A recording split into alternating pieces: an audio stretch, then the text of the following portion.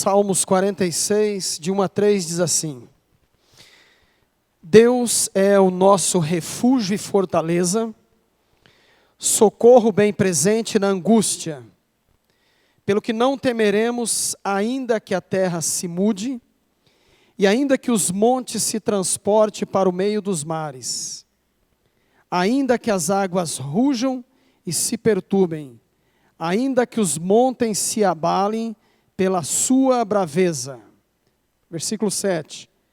O Senhor dos exércitos está conosco, o Deus de Jacó é o nosso refúgio. Versículo 10 e 11. Aquietai-vos e sabei que eu sou Deus.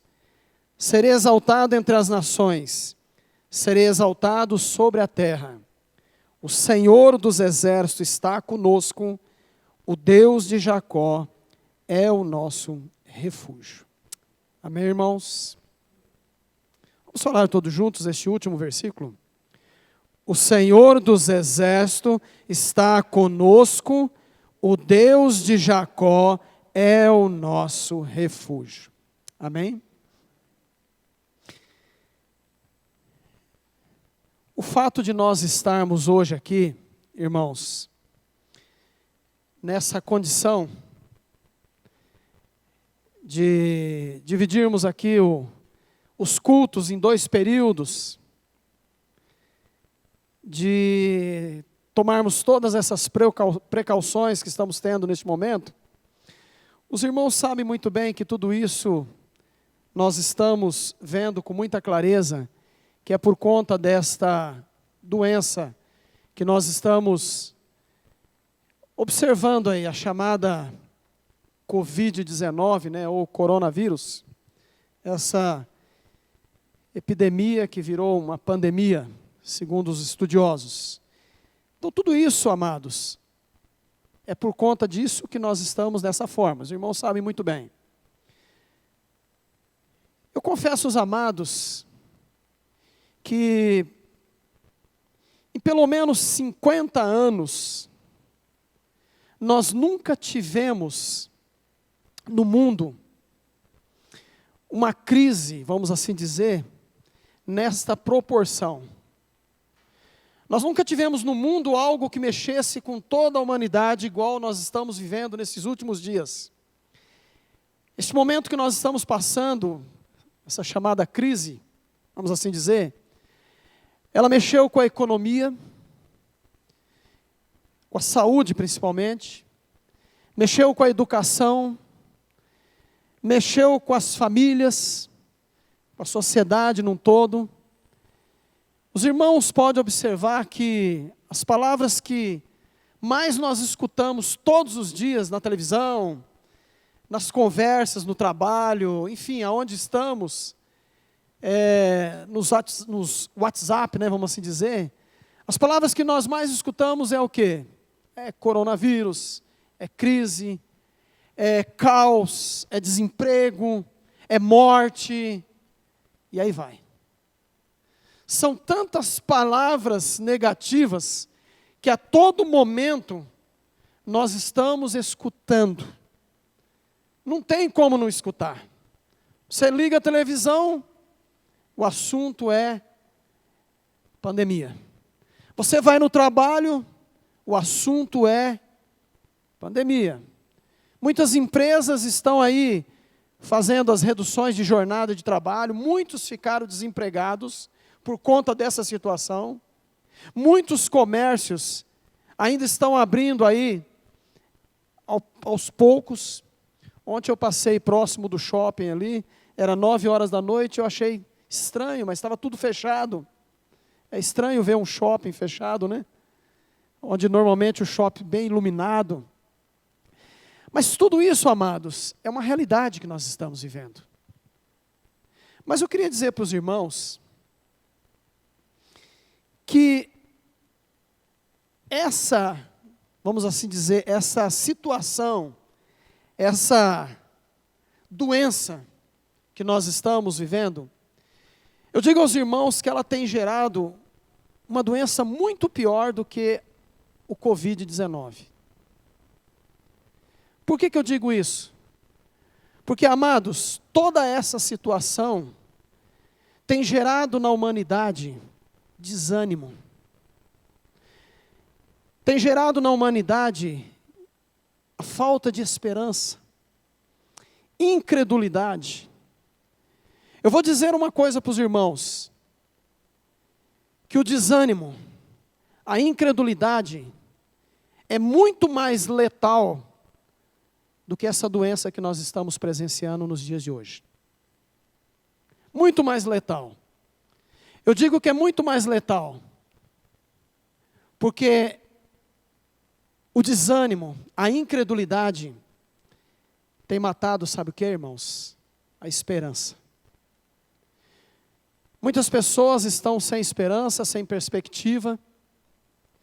Muitas pessoas estão incrédulas, desanimadas. Eu convivo com pessoas que às vezes as pessoas chegam e falam: como é que estão as coisas aí no seu comércio? Parece que o que eles querem é que eu diga assim: está uma droga, está ruim, está péssimo. Parece que quando você fala: está ótimo. Como? Não estou entendendo. Não, está ótimo, as coisas estão caminhando. Não, alguma coisa está errada. Mas a realidade, amados, que no coração da humanidade, essas palavras, tudo isso que nós estamos vivendo, irmãos, tem gerado uma falta de esperança, desânimo. E tem mais um detalhe: o desânimo, ele vem de mão dada com uma outra coisa muito letal, chamada murmuração. E os irmãos sabem muito bem, que todo murmurador, ele só enxerga dificuldades. Ele só enxerga o negro, vamos dizer, aquilo que é escuro. Ele não enxerga esperança. Mas o desânimo tem produzido isso. A incredulidade tem produzido isso no coração de muitas vidas. Mas, amados, o que mais me preocupa, confesso aos amados, que não é tanto em ver o ser humano, a humanidade, vivendo nesse desânimo, nessa vida de murmúrio.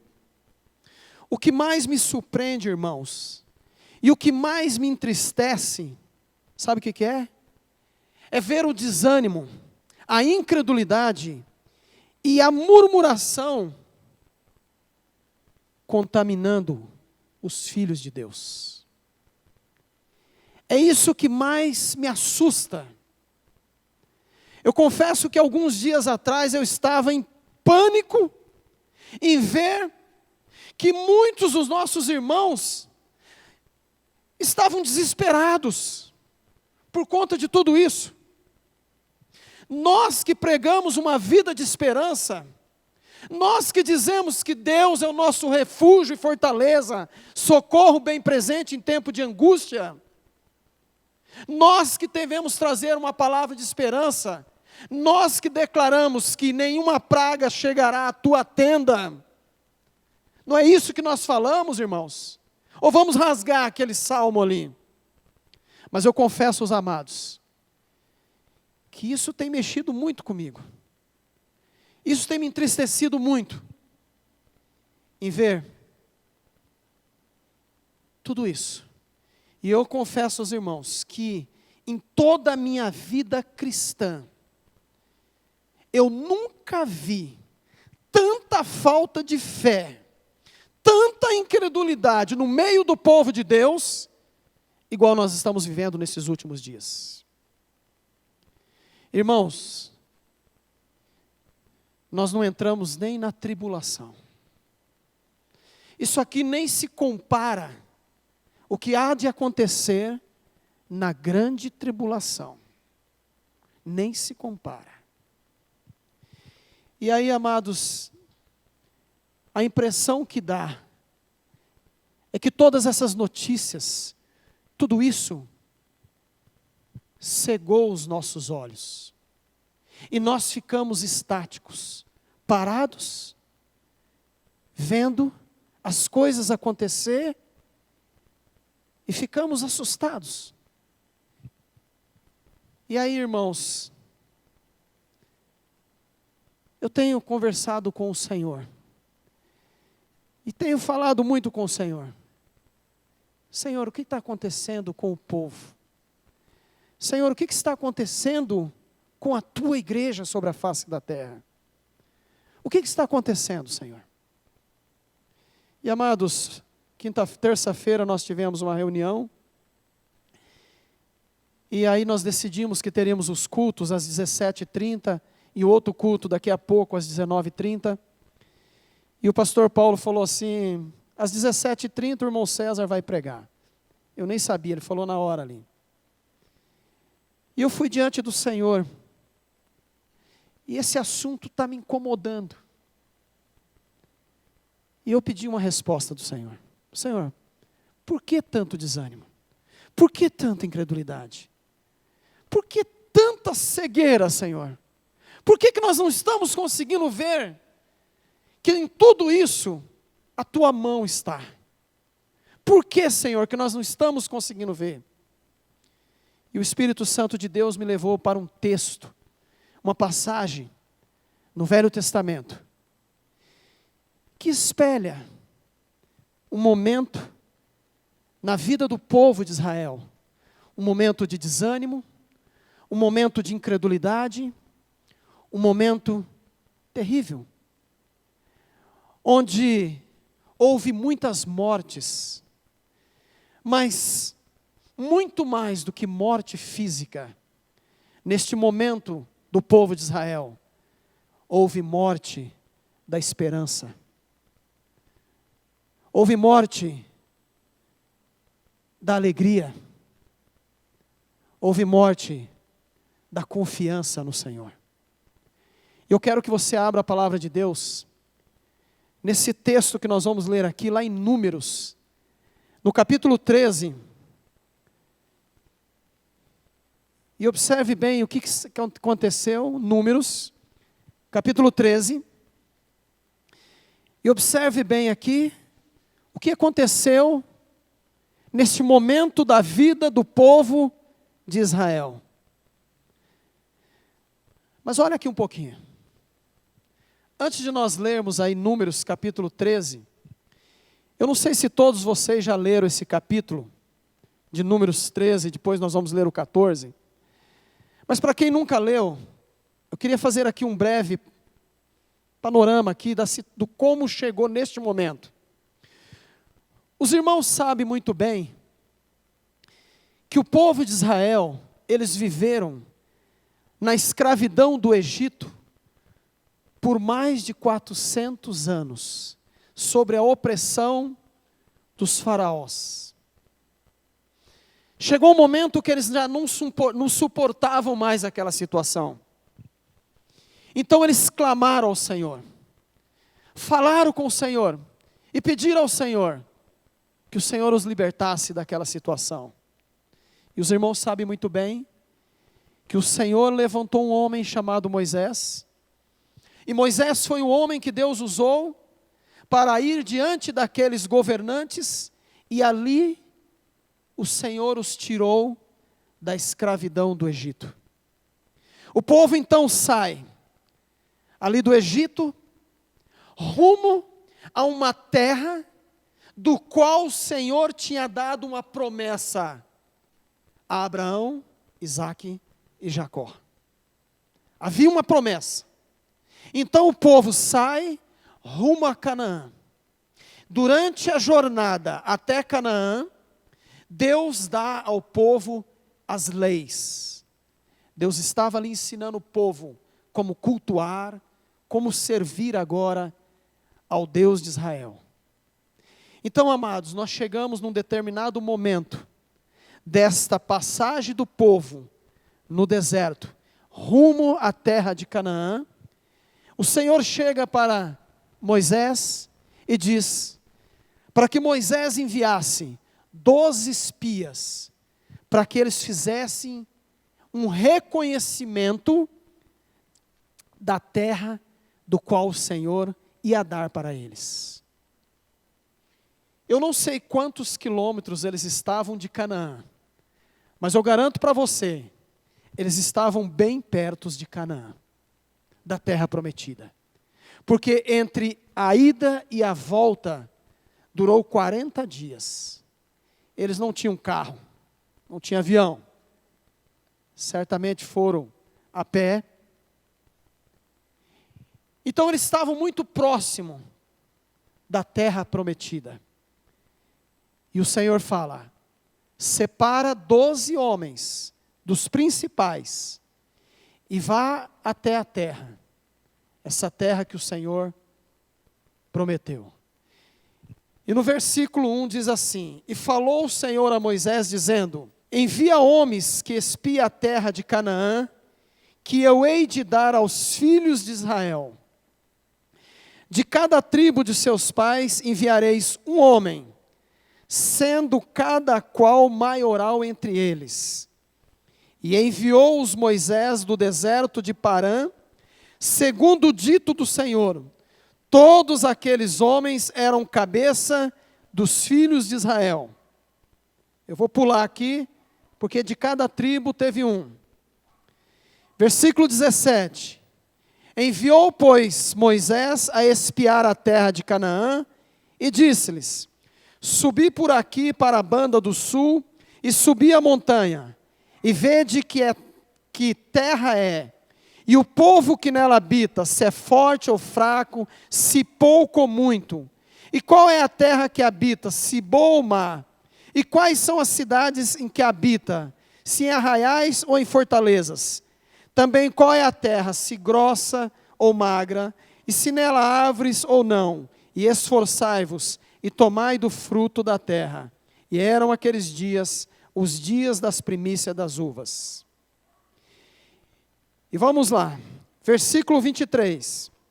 Depois vieram até o vale de Escol, e dali cortaram um ramo da vide com um cacho de uvas, o qual trouxeram 2 homens sobre uma verga, como também romãs e figos.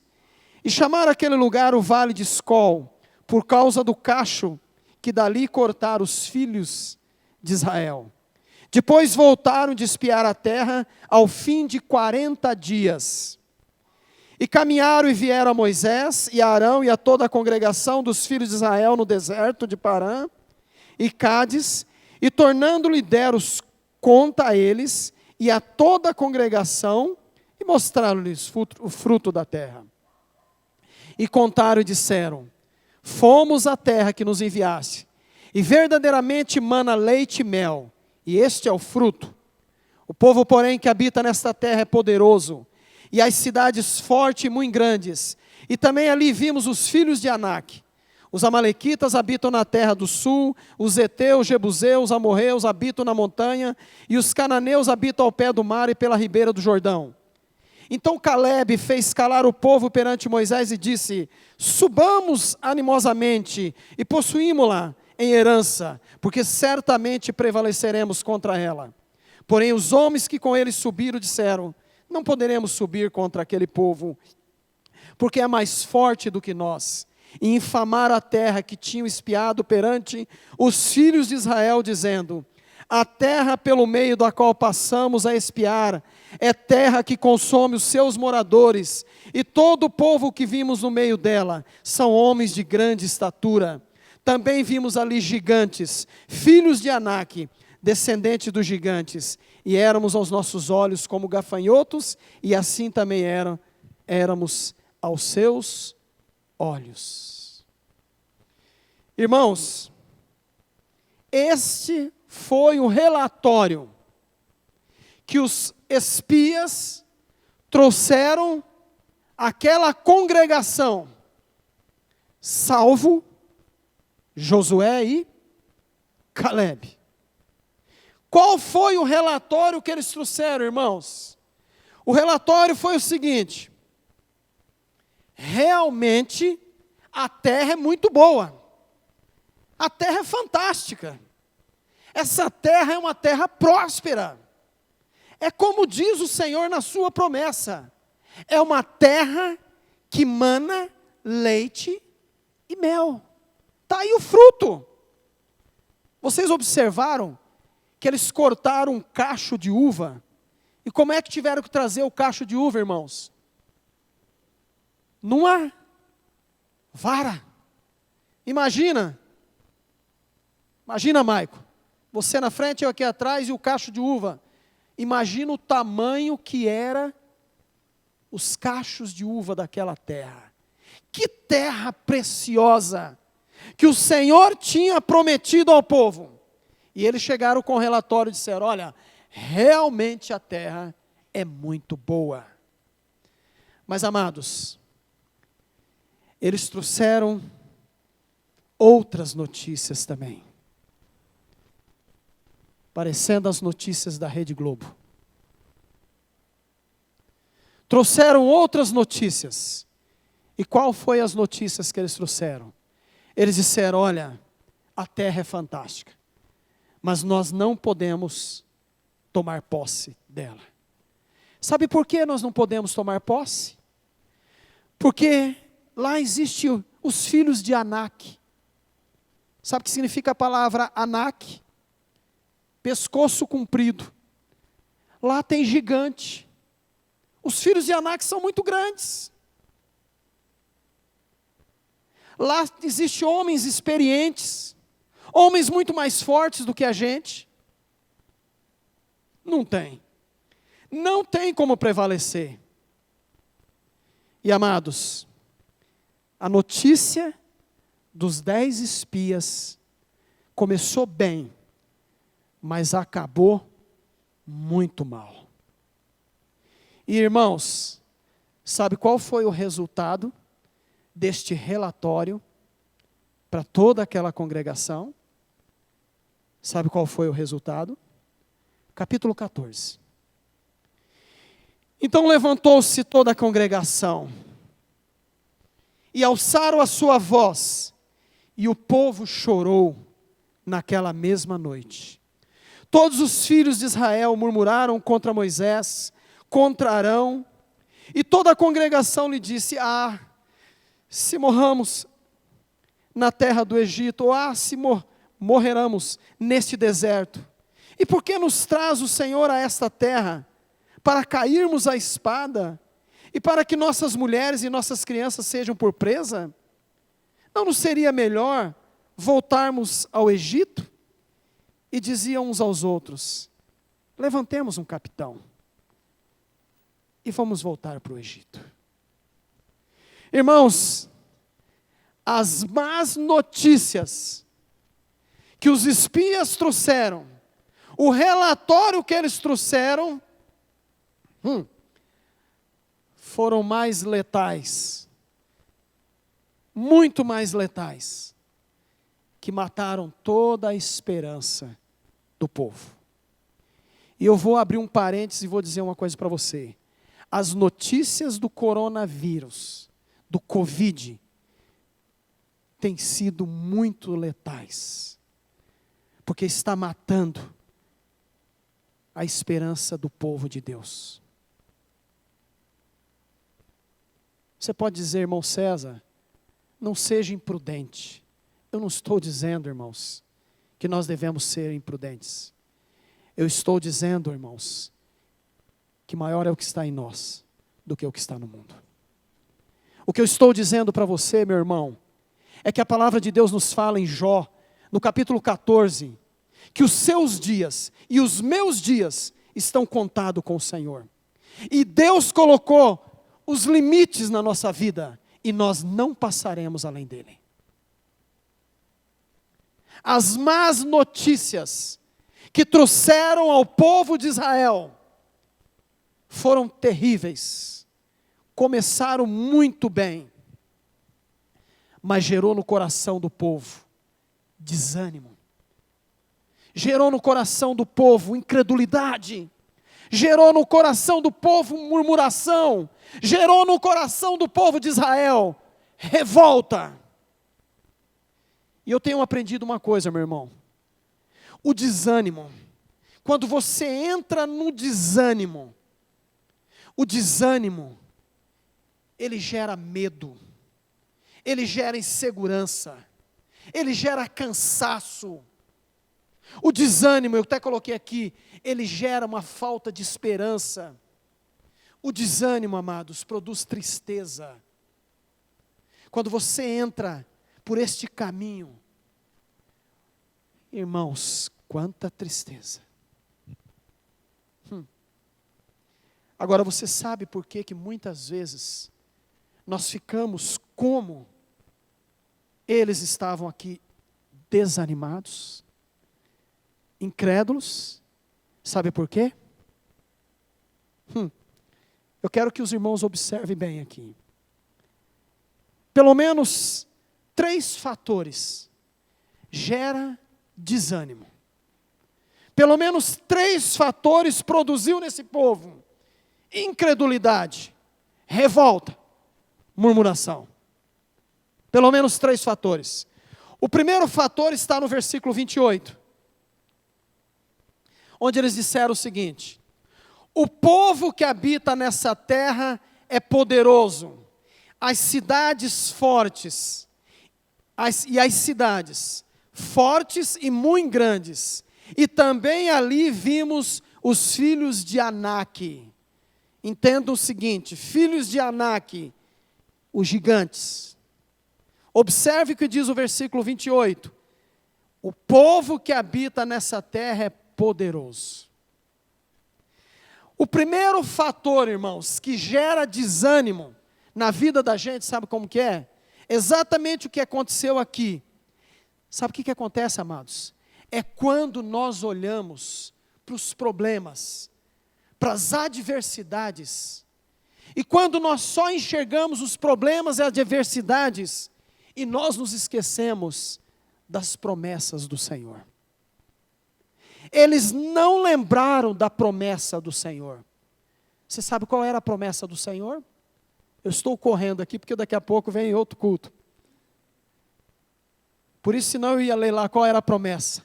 Mas a promessa do Senhor está lá em Êxodo, onde o Senhor disse o seguinte: olha, eu vou dar uma terra, a terra que eu prometi a Abraão, Isaque e Jacó, uma terra que mana leite e mel. E eles esqueceram da promessa, como nós nos dias de hoje temos esquecido que nós temos um Deus que cuida da nossa vida, irmãos. Nós estamos esquecendo das promessas do Senhor. Estamos muito mais preocupados com as notícias da mídia, da Rede Globo e de outras tantas, que tem colocado tanta besteira na nossa cabeça. Nós estamos olhando muito mais para os problemas e estamos esquecendo, irmãos, das promessas do Senhor. Ou servimos um Deus ou não. Nessa hora, meu irmão, é que você e eu precisamos trazer uma palavra de esperança para aqueles que estão desanimados, para aqueles que estão incrédulos, para aqueles que neste momento perderam o emprego, para aqueles que estão pensando que tudo acabou. É nessa hora que nós precisamos trazer uma palavra de esperança. Mas o povo aqui, os espias, não. Eles olharam não para as promessas, eles olharam para os problemas. Olharam, não, as cidades são muito fortes, o povo é muito forte, só tem gigante. Então, amados, o que gera desânimo, primeiro fator, é nós tirarmos os olhos das promessas e olharmos para os problemas. O segundo fator, irmãos, está no versículo 31, onde eles disseram o seguinte: porém os homens que com eles subiram disseram, não podemos subir contra aquele povo, porque é mais forte do que nós. Sabe qual é o segundo fator que gera desânimo, que gera incredulidade? Quando nós declaramos a nossa derrota. Eles declararam a derrota. E eu vou dizer uma coisa para você, meu irmão. Sabe quem que gosta que nós declaremos a nossa derrota? Sabe quem? Vou olhar bem para essa câmera e vou dizer: Satanás. Satanás, que quer que nós declaremos a derrota. Porque ele vem só para roubar, matar e destruir. Mas Jesus disse: eu vim para que tenham vida, e vida em abundância. Os espias declararam derrota. Isto gera desânimo. Quando você, meu irmão, começa a declarar derrota, quem vai aplaudir é Satanás. E um terceiro fator, irmãos, o versículo 32 e 33 diz assim: infamaram a terra que tinham espiado, perante os filhos de Israel, dizendo: a terra pelo meio da qual passamos a espiar, é terra que consome os seus moradores, e todo o povo que vimos no meio dela são homens de grande estatura.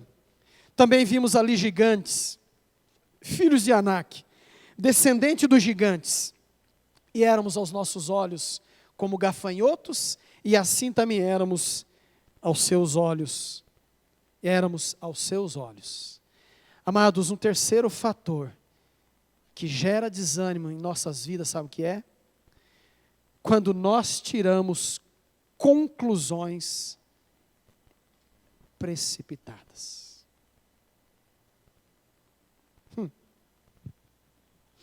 Eu vou abrir um parênteses aqui, bem rapidinho, eu tenho alguns minutos.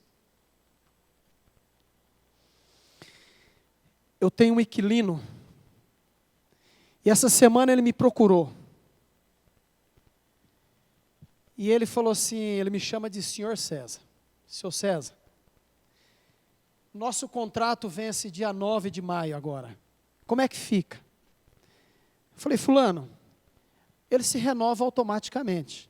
Se você quiser ficar, ok, pode ficar. Se você não quiser ficar, fica bem à vontade.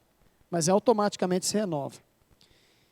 Ele falou: pois é, seu César, mas eu não sei se eu vou ficar. Eu falei: mas por quê? Ele falou: porque agora ao lado lá do imóvel que eu loco, os irmãos sabem onde que é, a maioria, abriu um salão de festa de eventos, muito bonito, ao lado da Casa da Rosa. Muito bonito. E ele falou assim: esse salão agora vai tirar o sossego nosso daqui. E eu falei: mas fulano, existem todas as regras que a prefeitura exige. Eu falei: nas igrejas não podemos fazer barulho. Você acha que não existem as regras ali? Você acha que vai ter muito barulho? Eu acho que vai ter muito barulho, nós não vamos poder dormir mais sossegado. Eu falei: fulano, você não acha que você está tirando conclusões precipitadas? Aguarde. Falei para ele: vamos viver cada momento? Deixa primeiro as coisas acontecer. Amados, nós somos muitas vezes desse jeito. Nós tiramos conclusões precipitadas. Não é verdade? Quantas vezes nós equivocamos? O meu pai, no dia, se não me falha a memória, no dia 17 de fevereiro, é isso? Você não lembra? Ele teve um AVC. E foi para o CTI do Hospital do Unimed. E eu fui visitá-lo, ele lá no CTI. Meu pai tem 96 anos. Que esperança há para um homem de 96 anos? Humanamente falando. Humanamente falando. Vamos deixar bem claro. E eu fui visitar, e eu entrei no CTI junto com a minha irmã, e eu perguntei para o médico.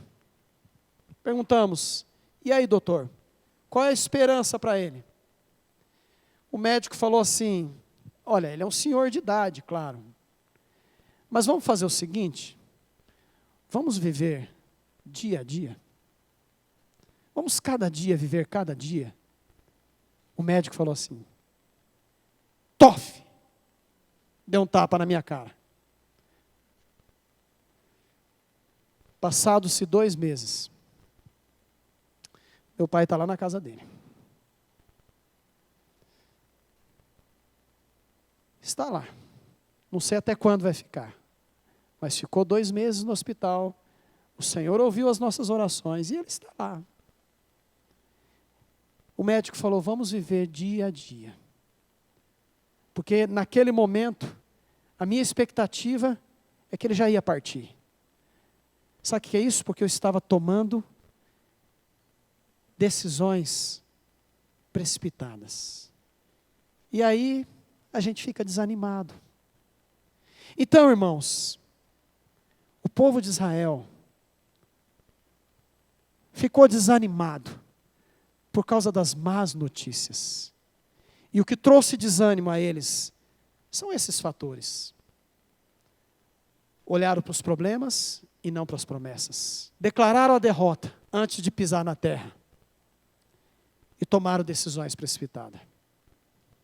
Agora, sabe qual é a consequência do desânimo? Olha o que diz o versículo 1 do capítulo 14. Põe seus olhos na Bíblia aí, ou no seu celular. O que aconteceu? Versículo 1. Levantou-se toda a congregação, alçaram a sua voz, e o povo se alegrou naquela noite. O quê? Ah, chorou. Chorou. Chorou. O povo chorou por causa das más notícias. As notícias provocaram desânimo e o desânimo trouxe consequências. O povo chorou. Mas não foi só essa a consequência. Versículo 2. Todos os filhos de Israel fizeram o quê? O que mais que o desânimo traz? O que eu disse no início aqui, irmãos? Que o desânimo anda de mão dada com o quê? Com a murmuração. Murmuraram. O que mais que aconteceu? Versículo 3. Por que nos traz o Senhor a essa terra? Para cairmos à espada e para que as nossas mulheres e nossas crianças sejam presas? Não seríamos melhor voltar ao Egito? Sabe o que aconteceu com eles? Versículo 4. Diziam uns aos outros: levantemos um capitão e voltemos o quê? Ao Egito. Sabe o que aconteceu? Desânimo trouxe, sabe o quê? Revolta. Incredulidade. Desânimo trouxe, matou a esperança. Chorar a noite inteira. Desânimo trouxe murmuração. E o desânimo trouxe, sabe o quê? Revolta. Incredulidade. E eu quero ir, irmãos, por final dizer uma coisa para os irmãos. Se você está desanimado por conta dessa situação, por conta desse cenário que nós estamos vivendo, eu quero dizer para você que nós temos aqui 2 irmãos preciosos que não se renderam às más notícias, mas que trouxeram boas notícias. E sabe como que eles fizeram para vencer o desânimo? O versículo 6 diz assim: Josué, filho de Num, Calebe, filho de Jefoné, dos que espiaram a terra, rasgaram as suas vestes, e falaram a toda a congregação dos filhos de Israel, dizendo: a terra pelo meio da qual passamos a espiar é terra muito boa. Se o Senhor se agradar de nós, então nos porá nessa terra, e nola dará terra que mana leite e mel. Tão somente não sejais rebelde contra o Senhor, e não temais o povo dessa terra, porquanto são eles nosso pão. Retirou-se deles o seu amparo, e o Senhor é conosco, e o Senhor é conosco, e o Senhor é conosco, e não temais. Irmãos, você quer vencer o desânimo? Olha o que eles conseguiram, olha o que é a notícia que eles trouxeram. Primeira coisa, irmãos, o versículo 6 e 7 diz assim: falou Josué, e toda a congregação dos filhos de Israel, dizendo: a terra pelo meio da qual passamos a espiar é terra muito boa. Sabe o que é isso, irmãos? Sabe o que é isso? Sabe como é que eles venceram o desânimo? E sabe como nós podemos vencer o desânimo? É preciso ter uma visão de fé. É preciso, amados, ter uma visão não como nós enxergamos, mas como Deus enxerga. Nós enxergamos de um jeito, irmãos. Deus enxerga diferente. Senhor, abra os meus olhos para que eu possa enxergar como Tu enxergas, Senhor. Como o Senhor enxerga. Eles tiveram uma visão totalmente diferente. Uma visão de fé. Você quer vencer o desânimo? Tenha uma visão de fé. Uma visão diferente, como o Senhor vê. Ah, mas irmão César, nós estamos passando por este momento tão difícil. Vá diante do Senhor. Senhor, o que o Senhor quer ensinar conosco em tudo isso que nós estamos? Eis-me aqui, Senhor. Sabe como venceram o desânimo, irmãos? Sabe como eles foram vencedor? Olha o que diz o versículo 8. Se o Senhor agradar de nós, então nos porá nessa terra e nos dará terra que mana leite e mel. Você quer vencer o desânimo? Obedeça o Senhor. Deleita-te no Senhor. Sabe o que é deleitar no Senhor? Tenha prazer no Senhor, meu irmão. Deleita-te no Senhor. Tenha prazer em servir o Senhor todos os dias da sua vida. E você vai ver que mesmo diante das adversidades, o Senhor vai te sustentar. Ele vai colocar alegria no teu coração. Vai colocar esperança. Mesmo diante das adversidades. E para encerrando, irmãos, o versículo 9, nós temos aqui um outro ensino de como vencer o desânimo. Eles disseram: tão somente não sejais rebelde contra o Senhor, e não temais o povo dessa terra, porque são eles nosso pão. Retirou-se deles o seu amparo, e o Senhor é conosco, e não o temais. Entenda uma coisa, lembre-se, meu irmão, o Senhor é conosco. O Deus de Jacó é o nosso refúgio. Lembre-se disso, meu irmão. O Senhor está com você, meu irmão. Ah, mas eu estou passando por momentos difíceis. Senhor está diante de ti. A minha vida. Eu estou desanimado. Eu estou incrédulo diante de tudo isso. Eu garanto para você, o Senhor vai colocar uma cerca de proteção sobre a sua casa, sobre a sua família, sobre a sua vida. Eu vou encerrando dizendo o seguinte, meu irmão. Como é que está o teu coração? Confiante ou incrédulo? É interessante porque é nos meios, é diante das adversidades que a gente começa a observar as pessoas. E aqui, diante dessa adversidade que eles passaram aqui, nós podemos ver aqui 3 tipos de pessoas. 3 tipos. Nós temos aqui o incrédulo, o murmurador e aquele que crê, o ousado. O incrédulo diz assim, olha aí, 14:1. O que diz aí? E diziam uns aos outros, 14:4, perdão. Pessoal, o que diz o versículo 4? E diziam uns aos outros, levantemos um capitão e fizemos o quê? O incrédulo, ele quer fazer o quê? Voltar para o Egito. Não, desiste de tudo. O incrédulo é assim. Mas nós temos um murmurador. O murmurador, sabe o que acontece com o murmurador? Olha o versículo 29, do capítulo 14.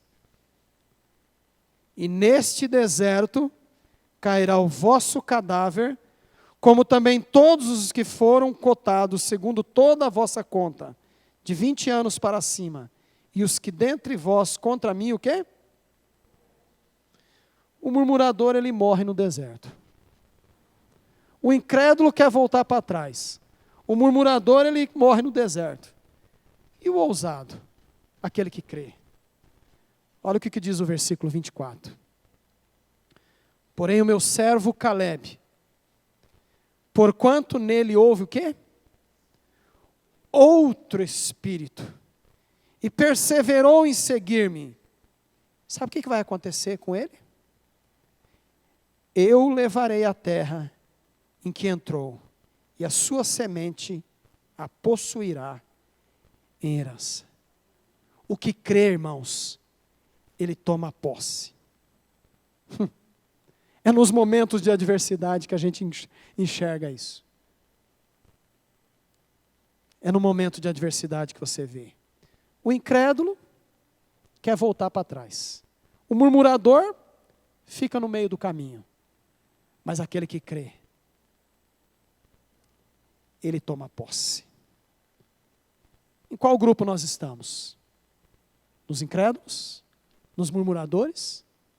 Ou naqueles que estão crendo? Irmãos, guarde bem isso. Toda a nossa vitória, tudo, diante das adversidades, nós só vamos obter se nós confiarmos nas promessas do Senhor, na sua palavra. Ou cremos na palavra de Deus, ou vamos ficar no deserto. Creia, meu irmão, e você vai fazer como Josué e Caleb fez, tomar o posse da herança. Entenda isso, meu irmão. Amém, irmãos? Convido os irmãos a ficarem em pé e nós vamos encerrar este culto com oração. Pai, em nome do nosso Senhor Jesus Cristo, Pai, nós declaramos toda a honra, toda a glória, todo o poder pertence a Ti, Senhor. Pai, em nome do nosso Senhor Jesus Cristo, louvamos a Ti, Senhor, porque o Senhor, ó Deus, tem dado todos os dias aos nossos corações a Tua palavra, Senhor. Nós louvamos a Ti, ó Deus, porque nós temos essa esperança, que é Cristo em nós, a esperança da glória. Pai, eu louvo a Ti, Senhor, porque mesmo diante das adversidades, das crises, mesmo diante dos problemas, o Senhor, ó Deus, tem enviado o Teu Santo Espírito para consolar os nossos corações. O Teu Santo Espírito, ó Pai, tem nos conduzido à Tua verdade, Senhor. Muito obrigado, ó Deus. Muito obrigado, ó Deus, pela Tua igreja. Eu louvo a Ti, ó Deus, por cada irmão que o Senhor, ó Deus, trouxe aqui nesta noite. Ó Deus, obrigado pela reunião da Tua igreja, Senhor. Obrigado, ó Pai, por este momento de liberdade que o Senhor nos concede. Louvado seja o Teu nome, Pai. Eu oro agradecido em nome de Jesus. Amém, Senhor.